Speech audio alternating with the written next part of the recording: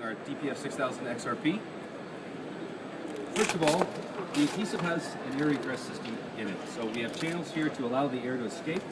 If you get into a situation where you have bubbles, where it's going to push some vinyl down here, and you can clearly see some good sized bubbles here, you can take them, the larger ones, divide them into smaller pieces, and just touch them out with your finger. Very simple. Bubbles that are already existing, just in a small round bubble, just touch them out with your thumb, and you're able to lay this completely flat. Larger bubbles, like I said, cut them up into smaller bubbles and just touch them. Very easy to work with. Now, the adhesive is also very repositionable.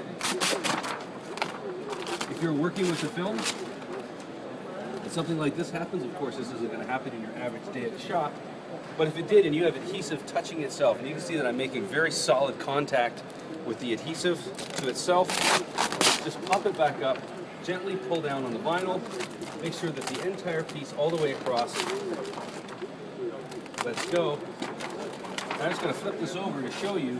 You can see that the adhesive is completely unharmed. So you can work with this media as many times as you need to get the application exactly the way it's supposed to be.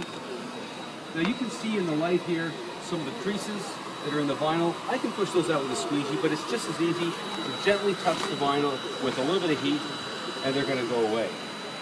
Now, as I'm adding this heat, this is another point that I want to make. What happens if you're going around the front of a car, around the bumper, and you heat the vinyl up a little bit too much and you get a stretch? So I'm putting a pretty extreme stretch here in the vinyl. You can see how the image is distorted. We've lost a little bit of color right in here. Typically a graphic like this is going to have to be replaced. If you're using the DPF 6000XRP with our 3220 laminate, simply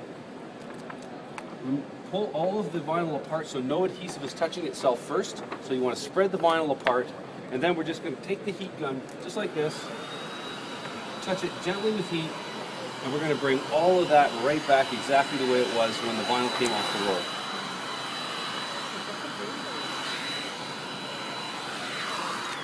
I have a little bit of a crease in the liner here, so that's why it's not coming back absolutely perfect. Up here also, I'm just going to straighten this out. And come back in and touch this with heat, and you'll see how this comes back absolutely perfectly flat.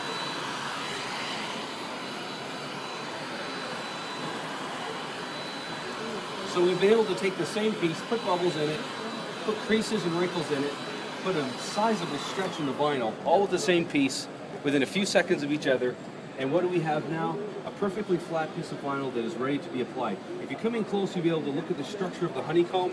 You can see that it is absolutely perfect. Every pixel has been put back exactly where it was when it came off the printer. And we have a piece of vinyl that, when I install it, it's very easy to get an absolutely perfect and flawless application. It's just another tip and trick for the DPF 6000XRP.